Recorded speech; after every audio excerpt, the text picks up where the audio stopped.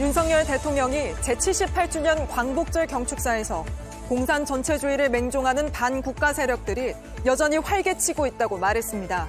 일본에 대해선 공동의 이익을 추구하는 파트너라고 했고 과거사에 대한 언급은 없었습니다.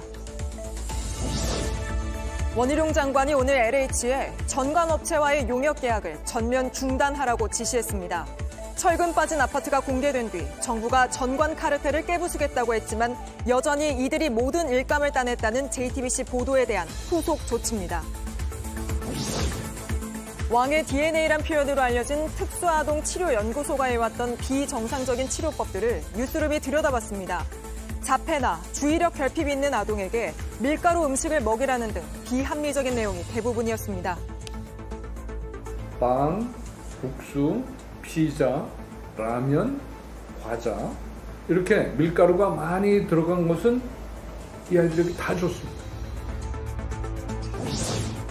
서울 불광동에는 조금 느리지만 특별한 카페가 있습니다. 경증 치매를 극복하기 위해 노인들이 직접 음료를 만들고 내어주는 곳인데요. 잠시 후 밀착 카메라에서 전해드리겠습니다.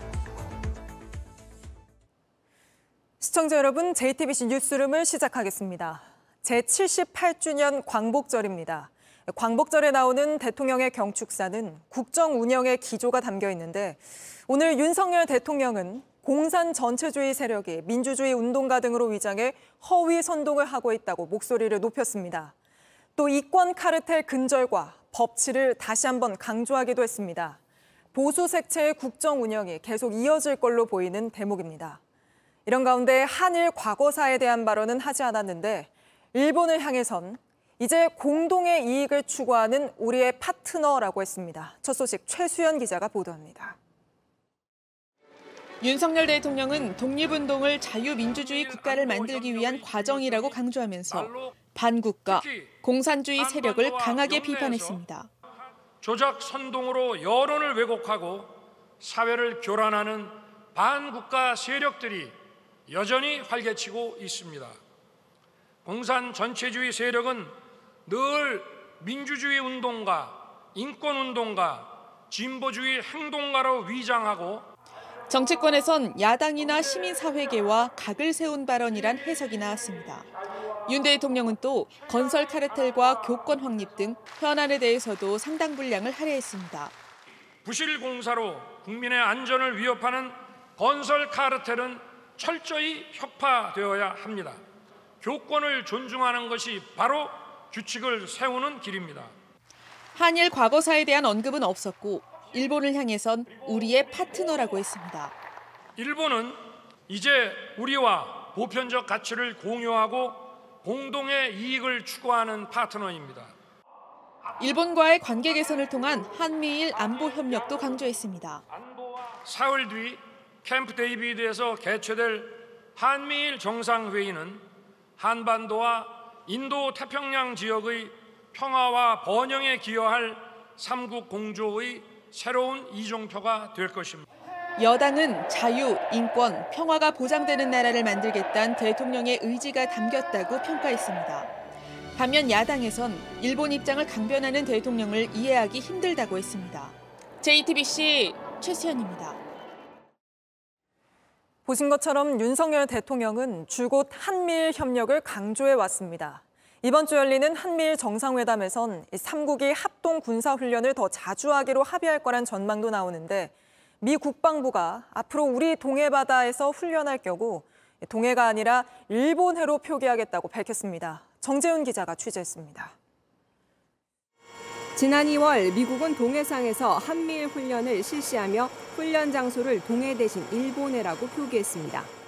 한국은 미치게 그러한 사실을 수정해 줄 것을 요구하였습니다. 결과를 더 지켜보겠습니다. 하지만 훈련이 끝날 때까지 우리 입장은 반영되지 않았습니다. 그런데 미국은 앞으로 동해상에서 훈련할 때 일본의 명칭을 고수할 걸로 JTBC 취재 결과 확인됐습니다. 명칭을 어떻게 쓸지 문의하자 미 국방부는 일본해가 공식 표기가 맞다며 일본해라고 쓰는 건 미 국방부뿐 아니라 미국 정부기관들의 정책이라고 답했습니다. 미 국방부가 일본해란 표현을 쓰겠다고 공식 입장을 밝힌 건 이번이 처음입니다. 미국은 지난해 10월 첫 한미일 훈련에선 일본해로 표기했다가 우리 측이 항의하자 한국과 일본 사이 수역으로 변경했습니다. 반대로 9월엔 일본의 항의로 동해를 한반도 동쪽 수역으로 바꿨습니다. 그때그때 표현이 달라진 건데 앞으로는 일본해로 통일하겠다는 겁니다. 한미일이 합동훈련을 더 자주 할 거란 관측이 나오는 가운데 미국이 이같이 결정하면서 동해 명칭을 둘러싼 논란이 이어질 걸로 보입니다. JTBC 정재윤입니다. LH 관련 소식으로 이어갑니다. 어제 저희는 정부가 전관 카르텔 깨겠다고 공언한 뒤에도 LH의 감리 설계 입찰을 또 전관업체들이 싹쓸이했다고 단독 보도해드렸습니다. 저희 보도 하루 만에 원희룡 장관이 LH에 전관업체와의 계약 절차를 전면 중단하라고 지시했습니다. 하지만 지켜질진 의문입니다. 이제껏 대통령과 장관이 수차례 지시를 내렸지만 LH는커녕 감독기관인 국토부조차 움직이지 않았기 때문입니다. 먼저 정아람 기자가 보도합니다. JTBC는 정부가 LH 전관 카르텔을 깨부수겠다고 한 뒤 LH가 용역을 준 감리와 설계를 하나씩 따져봤습니다. 놀랍게도 6건의 계약을 모두 전관업체가 따냈는데 이 가운데는 철근 빠진 아파트의 설계나 감리를 맡아 수사를 받는 곳들도 있었습니다. 파라과이에 출장 중인 원희룡 국토교통부 장관은 오늘 이 내용을 보고받고 조치를 내놨습니다. 원 장관은 국민의 비판을 받는 가운데 관행대로 용역 절차를 진행하는 건 있을 수 없는 일이라며 LH의 전관업체 용역 계약을 전면 중단하라고 지시했습니다. 이러자 어제 JTBC에 행정처분이 있기 전까진 전관업체들을 막을 근거가 없다고 했던 LH는 입장을 바꿨습니다. LH는 전관업체에 대해 입찰 취소와 심사 연기 등을 조치할 예정이라고 밝혔습니다. 내규를 바꾸면 충분히 전관업체 입찰을 막을 수 있다는 설명도 했습니다. 하지만 LH 내부에선 법적으로 복잡해질 수 있기 때문에 입찰을 막긴 어렵고 일단 조용해질 때까지 입찰을 미루는 선에 그칠 거란 말도 나옵니다. 이번 사태를 두고 감독기관인 국토부에 대한 책임론도 커지고 있습니다. 윤석열 대통령과 원희룡 장관이 보름 전 잇따라 전관 카르텔을 깨겠다고 선언했는데도 국토부가 후속 조치를 하지 않아서 전관업체가 100% 일감을 가져갔기 때문입니다. 전문가들은 국토부가 몰랐다면 무능한 것이고 알고 방조했다면 대통령과 장관 지시를 어긴 셈이어서 어느 쪽이든 대대적인 감사가 필요하다고 지적합니다. JTBC 정아람입니다. 문제는 이뿐만이 아닙니다. LH 임원들이 꼼수 사퇴했다는 논란도 커지고 있습니다. 철근 빠진 아파트 수를 일부러 축소 발표했다고 실토하면서 책임지겠다며 임원 5명이 모두 사퇴하겠다고 했는데 알고 보니 이 중 4명은 임기가 이미 지났거나 거의 다 채웠고 임기 많이 남은 1명은 사표가 수리되지 않았습니다. 그러니까 사퇴가 우리가 아는 그 사퇴가 아닌 셈인데 계속해서 오원석 기자가 보도합니다. 조직이 이렇게 망가지고 위계도 없고 체계가 없고 또 기본적인 것조차 상실한 이 조직을 혁신하기 위한 첫 번째 조치로 상임이사 모두에 대한 사표를 일단 제출을 받았습니다. 이한준 LH 사장이 지난주 금요일 긴급 기자회견 때 고개를 숙이며 내놓은 인적 쇄신안입니다. 철근 빠진 아파트가 애초 발표한 15곳 말고도 5곳 더 있었다며 상임이사 5명이 책임지고 모두 물러나겠다고 한 겁니다. 그런데 이들 가운데 4명은 임기가 이미 지났거나 임기를 거의 다 채운 걸로 뒤늦게 드러났습니다. 국민주거복지본부장 하모 씨와 국토도시개발본부장 신모 씨는 지난달 25일 임기가 끝난 상태에서 자리를 지키고 있었습니다. 부사장 박모 씨와 공정경영혁신본부장 오모 씨의 임기는 50일도 채 남지 않았습니다. 나머지 1명은 임기가 1년 반 남은 지역균형발전본부장 박모 씨인데 사표를 냈지만 수리되지 않았습니다. 이러자 사실상 상임이사 중에 자신의 임기를 포기하며 책임진 사람은 없는 게 아니냐는 지적이 나옵니다. 정책사업 수행과 LH의 전면적 조직 혁신 업무 등 경영 공백을 최소화하기 위한 임원을 남겨둔 상황입니다. 하지만 LH의 임원 꼼수 사퇴 논란은 이번이 처음이 아닙니다. 전현직 직원 간 유착이 원인으로 지목된 재작년 LH 투기 사태 때도 LH는 책임을 지겠다며 상임이사 4명의 사표를 받았습니다. 그때도 2명은 임기를 불과 9일 남겨둔 상태였습니다. JTBC 오원석입니다. 이번에는 부실했던 잼버리 대회 소식입니다. 1,000억 원 넘는 예산을 어디에 어떻게 쓴 건지 감사원 감사로 따져볼 예정인데 조직위원회 직원들이 가져가는 보수도 논란이 되고 있습니다. 특히 여성가족부 출신 최창행 사무총장은 한 해 보수가 1억 6천만 원이 넘는 걸로 나타났습니다. 임예은 기자가 보도합니다. 2020년 임명된 최창행 사무총장은 여성가족부 국장 출신입니다. 당시 기본급은 7천만 원 정도였습니다. 조직이 최고위급 자리로 옮긴 최 사무총장은 올해 2배가량 받습니다. 기본급과 업무 수행 경비, 명절 휴가비와 복리후생비 등까지 더하면 1억 6천만 원 정도입니다. 퇴직 충당금 1,400만 원도 추가로 받습니다. 국회의원의 월급과 수당보다 많습니다. 이렇게 사무총장을 포함한 조직위 직원의 인건비는 올해 24억 원이 넘습니다. 잼버리 폐막 이후에도 조직위 인건비는 내년까지 4억 원가량 남아 있습니다. 일부 인원이 남아 백서 등을 쓸 계획입니다. 잼버리 준비 초기엔 조직위의 인건비를 두고 과도하다는 문제가 나온 바 있습니다. 준비위는 당시 사무국 직원 8명의 6개월치 월급과 수당으로 2억 1,600만 원을 책정했습니다. 여가부는 평창올림픽 조직위 기준을 준용했다고 했습니다. 하지만 국회 여성가족위는 5만 명 잼버리와 100만 명의 평창올림픽을 비교한 건 과도하다며 명확한 기준의 필요성을 강조했습니다. JTBC 임예은입니다. 부실했던 준비 상황도 따져보겠습니다. 대회가 열리자마자 문제가 됐던 게 무더위로 온열 질환자는 속출하는데 그에 비해 의료진은 턱없이 부족했다는 점입니다. 저희가 확인해보니 4만 명 넘게 참가하는 행사인데 대회 석 달 전 확보된 의사 숫자는 6명뿐이었습니다. 김한수 기자가 취재했습니다. 지난 4월 14일 잼버리 조직위가 만든 문건입니다. 필요한 의사는 28명인데 6명밖에 확보하지 못했다고 돼 있습니다. 28명을 확보했다고 해도 의사 1명당 대원 1,400명 정도를 감당해야 했습니다. 처음부터 예측 자체가 턱없이 부족했던 겁니다. 이 문서가 만들어지기 한 달 전쯤 대한한의사협회는 진료를 돕겠다고 조직위에 제안했습니다. 하지만 아무런 답도 받지 못했습니다.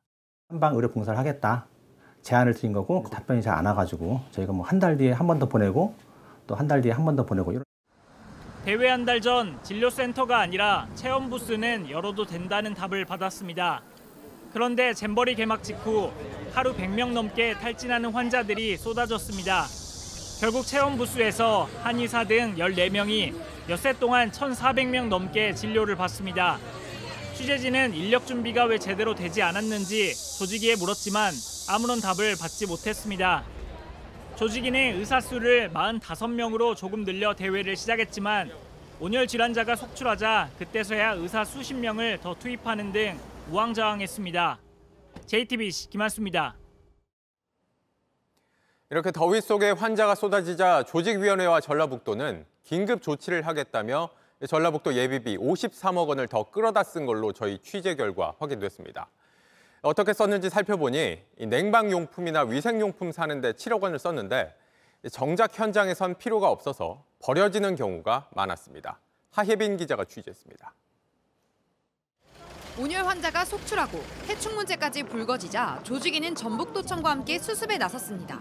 시설과 안전 대책을 점검하라는 대통령 지시를 언급하며 전북도에 예비비 53억 원 등 추가 예산을 요청했습니다. 폭염과 태풍 같은 이상기후는 이미 수차례 예보가 있었는데도 예상하지 못했다며 뒤늦게 예비비 예산으로 잡은 겁니다. 구체적인 내역을 살펴봤습니다.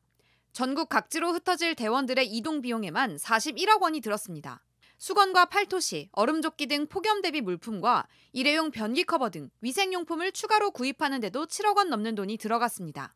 조직위하고 협의해서 내용은 다 확정을 하는 겁니다. 긴급하게 필요하다고 해서 사실상 저희는 응급조치로 보고. 하지만 현장에서 참가자들을 인솔한 대표단에선 추가로 사들인 물품이 크게 필요한 상황도 아니었다고 말합니다. 다 그냥 버리고 갔습니다. 그렇게 필요로 하지 않았어요. 우산이나 여러 가지들을 가지고 짐이 오히려 더 많아져가지고. 현장 상황을 제대로 살피지 않은 채 예산만 급하게 끌어다 낭비한 게 아니냐는 지적이 나옵니다. JTBC 하예빈입니다. 네, 지난해 국정감사에서 여성가족부 장관은 잼버리 대회 대책 다 세워놨다고 말했습니다. 이 잼버리가 제대로 될까요? 물론입니다. 네. 그러나 장담과 달리 결과는 아시는 대로입니다. 저희가 취재해보니 전라북도에서도 똑같은 일이 있었습니다. 전북도 의원들이 여러 차례 더위, 벌레 피해를 걱정했는데 그때마다 전북도청은 만반의 준비를 하고 있다고 답했습니다. 하혜빈 기자가 이어서 보도합니다. 지난 3월 전라북도 의회에서 나온 도정 질의입니다.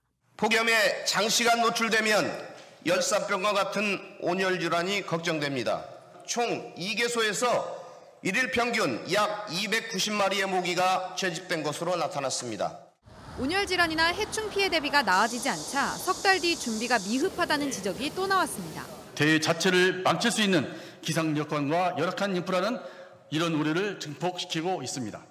도청 홈페이지를 확인한 결과 도의회는 올해 들어서만 최소 5차례 폭염과 해충 관련 피해 가능성을 언급하며 대책을 주문했습니다.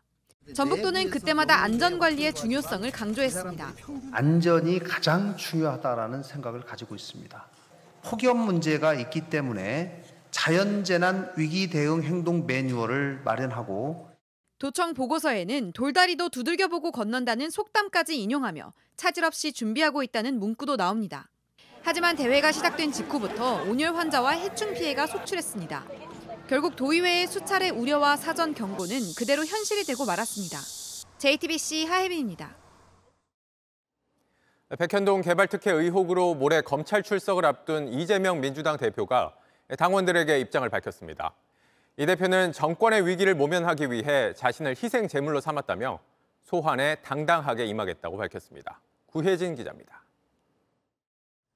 검찰은 성남 백현동 옛 한국식품연구원 부지에 아파트를 짓는 과정에서 성남시가 부지 용도를 4단계나 상향 변경해 결과적으로 민간업체에 이익을 줬다고 보고 있습니다. 당시 성남시장이었던 이재명 대표와 최측근인 정진상 전 실장에게 민간업체에 청탁이 있었는지도 조사 중입니다. 이재명 대표는 이번 검찰 소환의 성격이 정권의 위기를 모면하기 위한 것이라며 소환에 당당하게 맞서겠다고 했습니다. 검찰 진술서 요약본도 미리 공개하며 검찰의 주장을 조목조목 반박했습니다. 이 대표는 백현동 땅의 용도 변경이 박근혜 전 대통령의 지시와 국토부 요구에 의한 것이며 그 혜택은 식품연구원이 누렸다고 했습니다. 성남도시공사를 주택개발 사업에서 배제한 것도 만약 사업 지분을 공사해 주게 했다면 직권남용과 제3자 뇌물죄로 조사했을 것이라고 맞섰습니다. 이 대표의 검찰 출석은 올해만 4번째지만 백현동 의혹 건으로는 처음입니다. 소환 조사가 결정된 직후부터 이 대표는 자신의 입장을 적극 밝혔습니다. 없는 죄를 만들어 뒤집어 씌우는 것이 가장 큰 국가 폭력입니다. 자신의 입장을 다시 한번 정리해서 올린 건 검찰의 구속영장 청구와 체포동의안 표결에 앞서 의원들과 지지자들에게 부당함을 알리려는 목적으로 풀이됩니다. JTBC 구혜진입니다. 교육부 사무관이 자신의 자녀에게 왕의 DNA가 있다며 교사에게 갑질을 했다는 논란의 계기로 특수아동들을 약물도 없이 치료한다는 한 사설 연구소가 주목을 받고 있습니다. 저희가 여기에 아이를 맡겼던 부모들을 만나봤는데 제대로 된 치료는 없었다고 합니다. 정영재 기자입니다. 극운회. 이 연구소는 ADHD, 즉 주의력 결핍, 과다 행동 증후군이 있는 아이들을 극운회라고 표현했습니다. 운회가 특별히 발달했다는 건데 의학적 근거는 없습니다. 이제 뭐 우리는 의학적으로 하는 건 아니니까 그 행동이나 능력이나 이런 걸 보면 알 수 있죠. 진단 근거가 모자란 상황. 그러다 보니 치료법은 더 불명확합니다. 안 돼. 야, 하지 마. 그만. 이런 얘기 하시면 안 됩니다. 이런 말을 정말 그분한테 절대 하지 않으셔야 됩니다. 사실상 아무것도 제지하지 말라는 얘기입니다. 그러면서 특정한 음식을 먹여야 한다고도 지시합니다. 그러니까 음식이 성정이 차거든요. 빵, 국수, 피자, 라면, 과자 이렇게 밀가루가 많이 들어간 것은 이 아이들에게 다 좋습니다. 역시 과학적 근거는 없습니다. 음식과 당연히 뇌와의 관계가 밝혀진 연구도 없거니와 뇌가 뜨겁기 때문에 그런 걸 먹는다는 건 사실은 굉장히 어떻게 보면은 비과학적이고 동물을 괴롭히거나 생명을 뺏어도 극운회의 특징이니 제지하지 말라고 합니다. 하루 종일 게임을 하든 뭘 먹든 관여하지 말라고 했습니다. 이 연구소에 100만 원 넘는 치료비를 낸 학부모 얘기를 들어봤습니다. 너무 많이 허용해지다 보니까 그 나중에 다 잡을 때 어쨌든 규칙에 맞춰서 사는 연습도 해야 되니까. 전문가들은 눈앞의 갈등을 회피할 뿐 아이들 상황을 더 나빠지게 할 수 있다고 경고했습니다. JTBC 정영재입니다. 이 연구소가 치료법이라고 내세운 것들을 전문가들과 함께 들여다봤는데 아이의 상태를 더 나쁘게 만드는 사이비 치료 방식에 가깝다고 평가했습니다. 특수아동 학부모들의 절박함을 이용한 건데 이런 방식에 기댔다간 오히려 아이들이 나아질 수 있는 기회를 뺏길 수 있다는 겁니다. 이어서 신진 기자입니다. 문제 연구소 홈페이지에 학부모들이 올린 문의를 살펴봤습니다. 동생을 욕조물에 넣고 깔깔 웃는다. 4살 아이가 대변을 먹는다. 아이를 통제할 수 없었던 부모들은 절박한 심정으로 이곳을 찾았습니다. 대부분 자폐나 주의력 결핍 진단을 받는데 도움을 받을 곳이 없습니다. 아이를 봐줄 전문 병원과 의사 수는 너무 적습니다. 진단서를 갖고 병원 건물 밖으로 나와요. 그러면 그때부터는 완전히 외톨이인 거예요. 물어볼 사람이 없고 답답하고 괴롭고. 소장은 이런 마음을 이용했습니다. 남다른 천재인이 왕처럼 대하라며 교육법을 제시했습니다. 하지만 오히려 상태를 나쁘게 만드는 방식이었습니다. 미국 수학과학회에서는 가이드라인을 명시를 해놨어요. 룰을 없앤 환경에서 아이들의 문제는 항상 더 악화가 되고. 한 대학 교수, 이런 사이비 치료를 구분하는 23개 항목 체크리스트를 만들었습니다. 문제의 연구소를 대입해 봤습니다. 1년 안에 자폐를 완치한다고 광고하는 것, 의료계가 자신들의 치료법을 무시한다고 주장하는 점 모두 사이비 특성입니다. 선진국의 유명한 대학병원에서도 못 고친다는데 그리고는 실제로 고쳐주는 저는 사기꾼이라고 하니 제가 얼마나 억울합니까? 학력과 경력은 불분명하고 엉뚱하게 조정자, 해결사 역할을 해왔다고 주장합니다. 진단에만 60만 원, 한 달 수백만 원 치료비를 요구했습니다. 근거나 효과는 연구나 수치 없이 말뿐이었고 자신만 아는 비법이라고 주장했습니다. 이것긴 일이고 분석은 건 우리만의 프로그램으로 23가지 항목 중 최소 18개가 해당됐습니다. JTBC 신진입니다.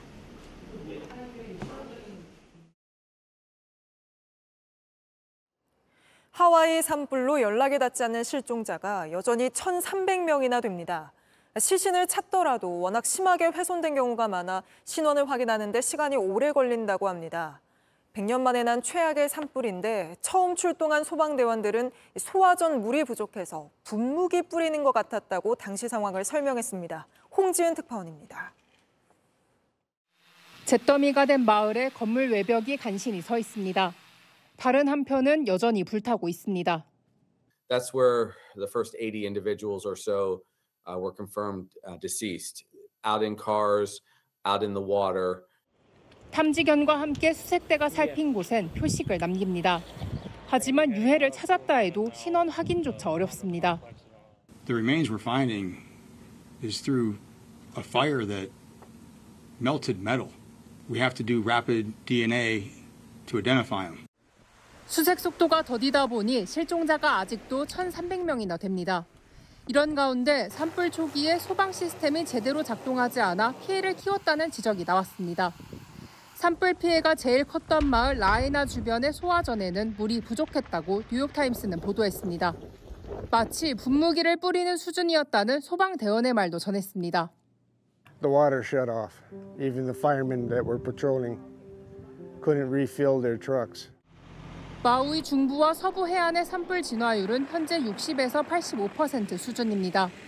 미국에서 100여 년 만에 기록된 최악의 산불로 그 피해 규모가 우리 돈 10조 원에 달할 것으로 전망되고 있습니다. 로스앤젤레스에서 JTBC 홍지은입니다. 인도 히말라야 산맥 근처에선 기습적인 폭우로 산사태가 일어나 최소 50명이 숨진 걸로 집계됐습니다.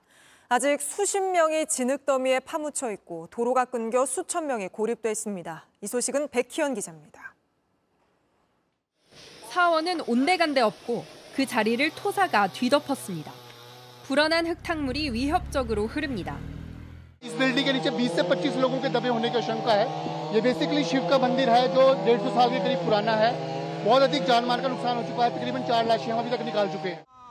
기습적인 폭우로 인도 히말라야 산맥 자락에 산사태가 나 하루 새 최소 50명이 숨졌습니다. 아직 수십 명이 진흙더미에서 구조되지 못했습니다. हमारे भी यहाँ 2 कुलीग हैं, उनकी फैमिलीज तो 2 बॉडीज तो निकालनी है.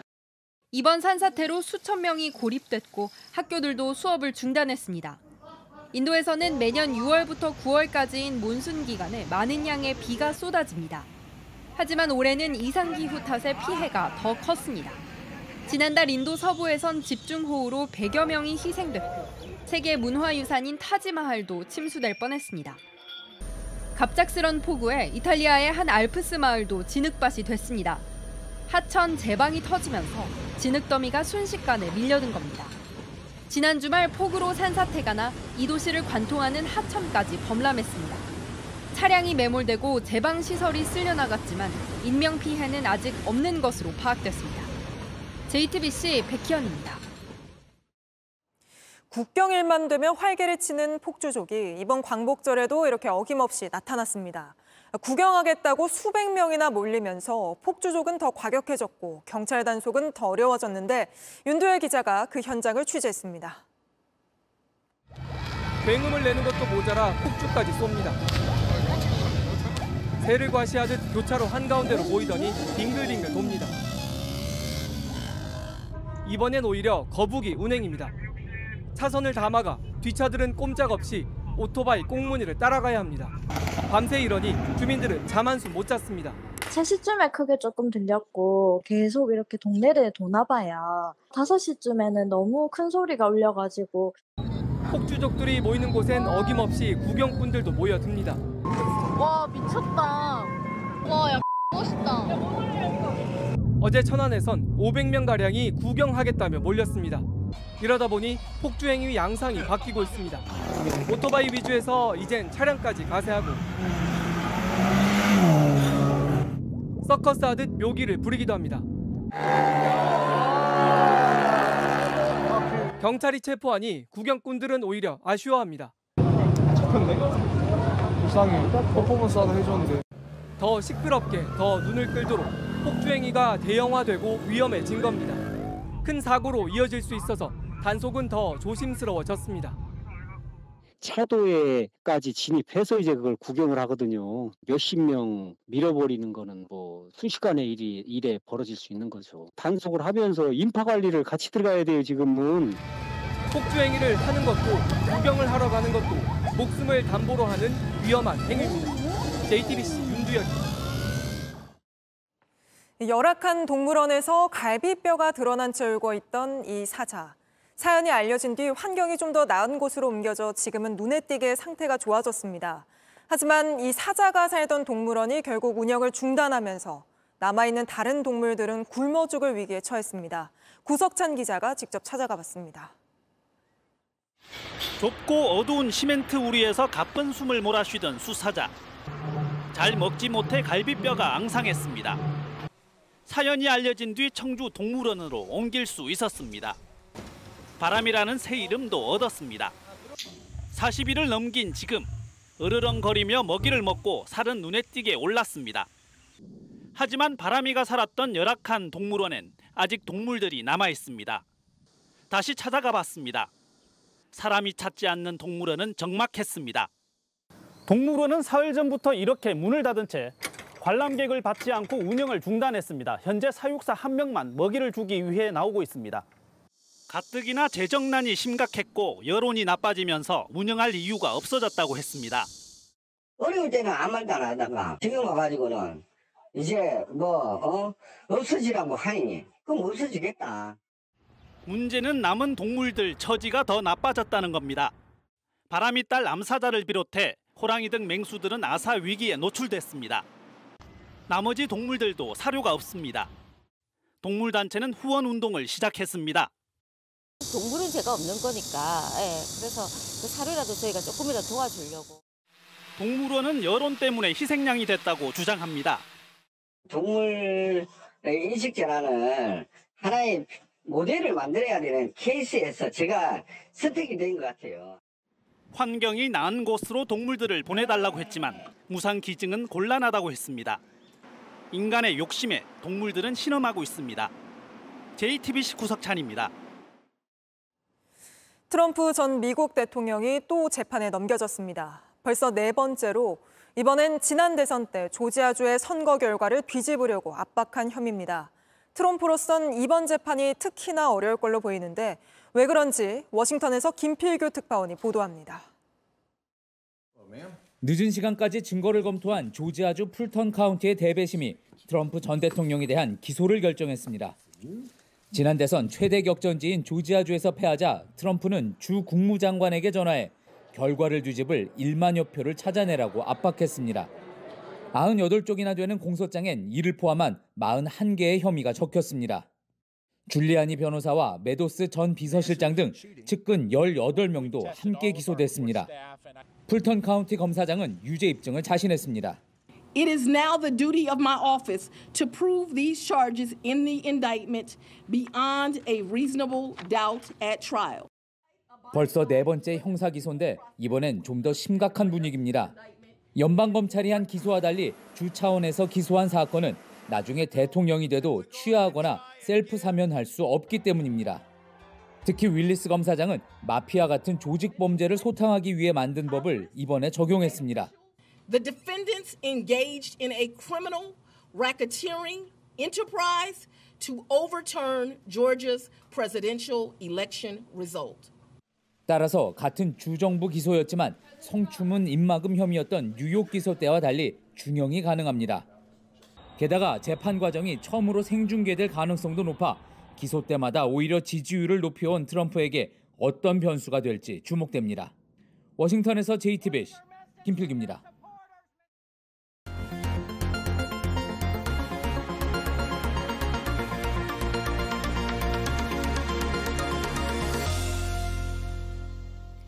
주문한 음료가 늦게 나와도 아예 다른 게 나와도 이해해달라는 다방이 있습니다. 가벼운 치매를 앓는 노인들이 무료로 음료를 만들어주면서 유쾌한 사랑방이 된 곳인데 조금은 특별한 이 다방, 밀착 카메라 한민정 기자가 다녀왔습니다. 서울 불광동의 한 카페입니다. 반갑 다방이라고 적혀 있는데 어떤 곳인지 한번 들어가 보겠습니다. 이곳에서 커피와 차 그리고 아이스티를 주문할 수 있는데요. 특별한 점은 주문이 틀려도 그리고 음료가 조금 늦게 나와도 이해하자는 규칙이 있다는 겁니다. 5평 남짓 공간이 아기자기하게 꾸며져 있습니다. 난 여기 오면 물 먹자. 공짜로 먹으니까 너무 맛있네. 은평구 치매안심센터에서 지난달 3일부터 운영하는 곳입니다. 경증 치매를 앓고 있는 김훈자 씨 등 5명이 돌아가며 일을 합니다. 따뜻한 걸 달라고 그랬는데 차가운 게 나갈 수도 있고 또 한참 생각하다 보면 느리게 나갈 수도 있고 그래도 어쨌든 간 만났으니까 반가우니까 반갑다 봐. 10년 전 처음 치매 진단을 받았을 땐 막막했습니다. 집에 들어왔는데 현관에 번호키가 생각이 안 나더라고요. 들어와 말이 하나가 다 없어질 정도로 물었어요, 제가. 하지만 반갑다방 덕분에 용기를 냈습니다. 핸드폰에다 적고 다녀요. 커피 몇들은 정확하게 분리해서 세탁하기, 자신감을 갖고 안 갔던 길도 찾아가요. 정말 내가 대단하다 나 혼자 생각을 하고. 김 씨를 만난 손님들도 편견을 버렸습니다. 할머니가 다준 커피 갖고 그래요. 당연히 잘 못하실 거라고 저는 생각을 했는데 저만의 선입견이었던 것 같더라고요. 네, 이렇게 주문서에 표시하는 이유는 잊어버리지 않기 위해서입니다. 만약에 들어온 음료가 따뜻한 음료인 경우에는 메뉴 옆에 빨간색 칸에다 표시를 하고요. 차가운 음료인 경우에는 파란색 칸 옆에다 표시를 합니다. 물건 위치를 잊지 않도록 선반에 붙여놓은 스티커도 도움이 됐습니다. 김무웅, 오창욱 부부는 3년 전 모두 치매 진단을 받았습니다. 진짜 땅이 꺼질 것 같았었어. 남들한테 나 치매 걸려서 이런 소리 못 하잖아요. 46년 차 부부는 두 손을 꼭 잡고 서로에게 의지합니다. 맨날 이렇게 손잡고 다녀요. 내가 도망갈까 봐. 얘 예뻐가지고. 두 부부에게 이곳은 삶의 활력소입니다. 둥글레차, 녹차, 율무차, 밀크커피. 이 기계는 우리 아저씨 답니다. 여러 사람 만나서 얘기도 하고 이러다 보니까 이제 마음이 좀 즐거워지고. 하루에 20명쯤 손님이 오는데 이미 유쾌한 동네 사랑방이 됐습니다. 5평 남짓 이곳에선 주문한 음료가 다르게 나오거나 조금 늦게 나오더라도 괜찮습니다. 바깥 세상에서도 다름을 이해하는 마음이 이어진다면 얼마나 좋을까요? 밀착카메라 한민정입니다. 이번엔 경제 소식 하나 전해드립니다. 지하철역 가까운 집, 역세권에 있다고 하죠. 학교가 가까우면 학세권이고요. 그럼 이건 뭘까요? 슬세권. 바로 슬리퍼의 슬입니다. 그러니까 슬리퍼 신고 근처에서 장 보고 쇼핑할 수 있는 주거지를 슬세권 집이라고 부른다는 겁니다. 슬세권은 특히 부동산 시장에서 24시간 편의점 가까운 집 홍보할 때 쓰던 말입니다. 신조어까지 만들어낸 편의점, 요즘 상승세가 가파릅니다. 사람 붐비는 곳 멀리 하던 코로나 기간에 급성장했고 무엇보다 편의점 자주 찾는 1인 가구가 크게 늘었습니다. 대형마트 매출은 이미 넘어섰고 이제 백화점을 넘보는 수준입니다. 이상화 기자가 취재했습니다. 서울 종로구에 사는 노이나 씨는 집 근처 편의점에서 장을 보는 일이 많습니다. 야채도 급하게 필요할 때는 뭐 시키려면 시간이 걸리잖아요. 근처에는 또 이런 편의점에서 그런 거를 팔아주니까 우리 같은 소비자 입장에서는 편해졌죠. 이런 소비자가 늘면서 편의점의 신선식품 코너는 부쩍 커졌습니다. 이 편의점은 이렇게 20kg짜리 쌀이나 30개들이 계란을 팔고 있기도 합니다.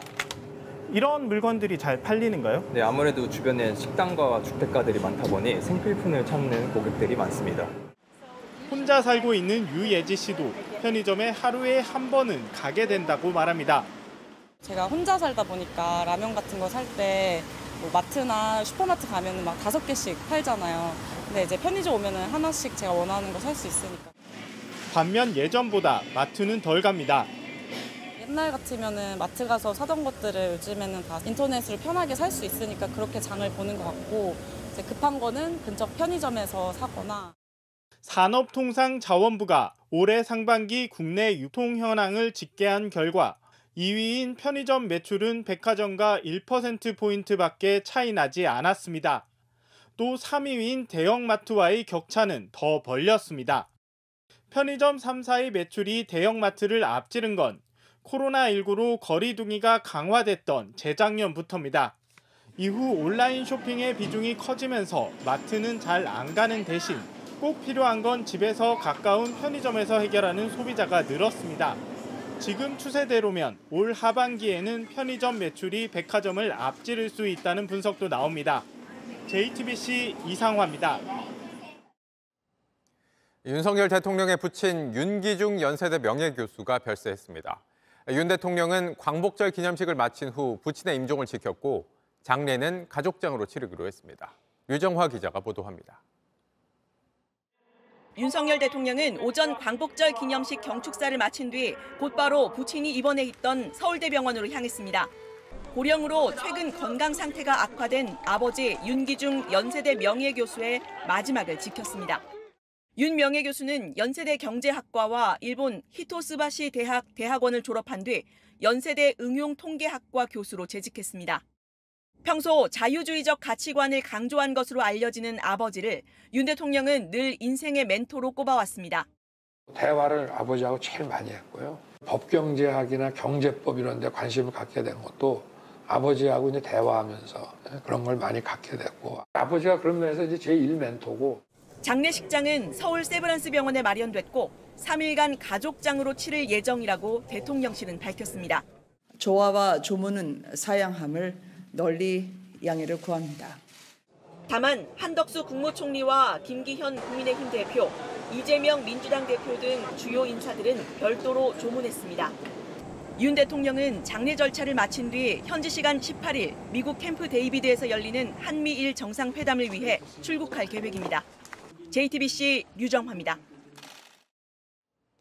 일제가 명성황후를 시해했던 경복궁 내부 건천궁이 광복절을 맞아 오늘부터 공개됐습니다.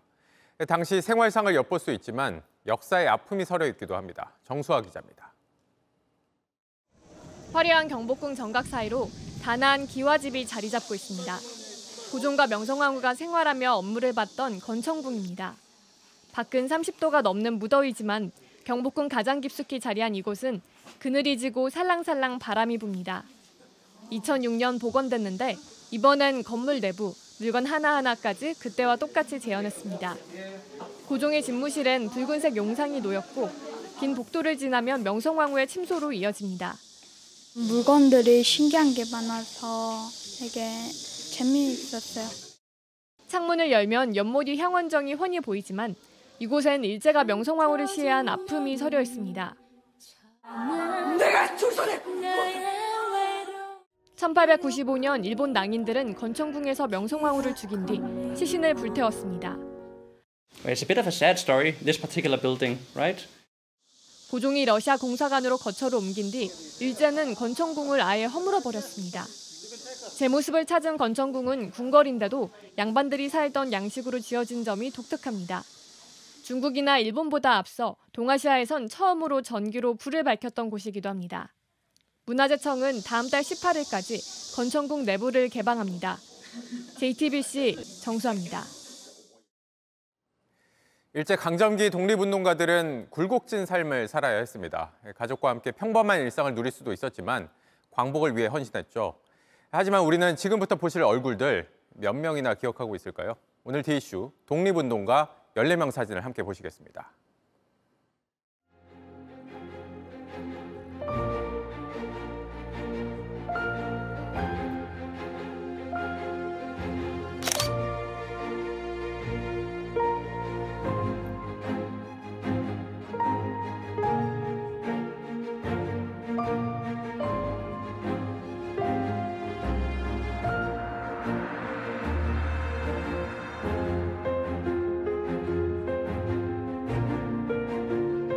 아시는 분들 한 몇 분 정도 될까요? 6명 정도 되는 것 같아요. 유중근, 유관순. 유관순. 기억이 안 나네. 잘.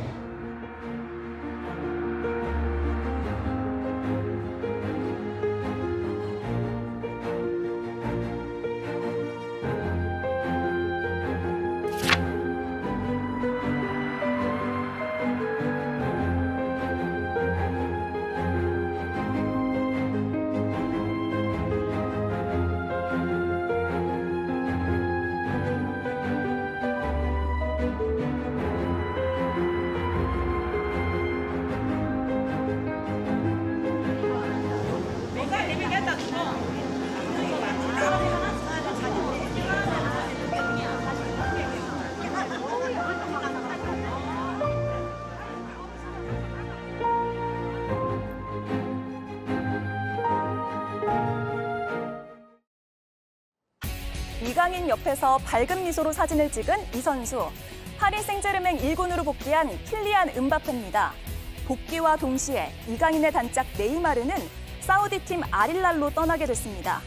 이런 변화가 이강인의 역할을 더 분명하게 해줄 거란 분석도 나오는데요. 이강인이 돕고 음바페가 마무리하는 즐거운 상상, 현실이 될 수 있겠죠?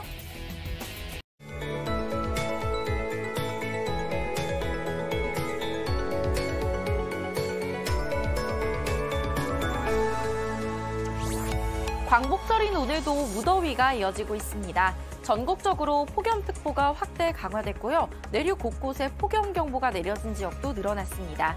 한편 동풍의 영향을 받고 있는 강원 영동은 내일 낮까지 5에서 20mm의 비가 내리면서 더위가 잠시 주춤하겠습니다. 오늘 저녁까지로 예보됐던 내륙 지방의 소나기는 오늘 밤까지 더 길게 이어지겠습니다. 서울을 포함한 내륙 곳곳에 5에서 40mm, 전남 동쪽 지역은 최고 60mm가 예상됩니다. 내일은 서울을 제외하고 전국 대부분 지역에 오후 한때 소나기가 지나겠습니다. 내일 아침 기온 서울 대구 24도, 창원 25도가 예상되고요. 낮 기온은 서울, 광주 32도, 대전 33도가 예상됩니다. 모레까지 내륙 지방을 중심으로 소나기가 쏟아지겠고요. 33도를 넘는 한낮 더위는 쭉 계속되겠습니다. 날씨였습니다. 뉴스룸 저희가 준비한 소식은 여기까지입니다. 네, 시청해주신 여러분 고맙습니다.